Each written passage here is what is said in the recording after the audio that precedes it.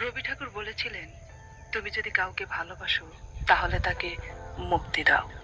যদি সে ফিরে আসে তাহলে সে তোমার, আর যদি না আসে তাহলে সে কখনোই তোমার ছিল না।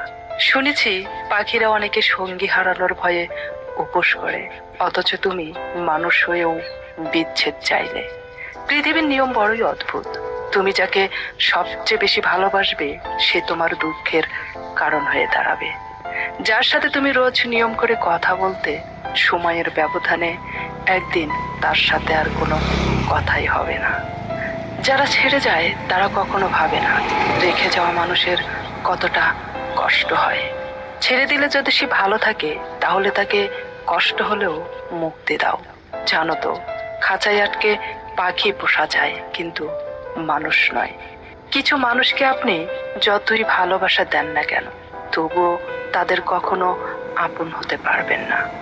ক্ষমা করতে শিখেছি বলেই বারবার ক্ষত তৈরি হয়, কারণ নরম মাটি আর নরম মন দুটো কি সহজে আঘাত করা যায়। চিৎকার করে কাঁদলে হয়তো মন হালকা হয়, কিন্তু নীরবে কাদার চাইতে বড় কষ্ট বোধ হয় পৃথিবীতে আর কিছু তো নেই।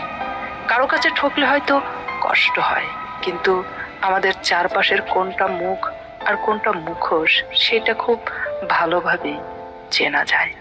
কিছু মানুষের কথার আঘাত সহ্য করা যায় না।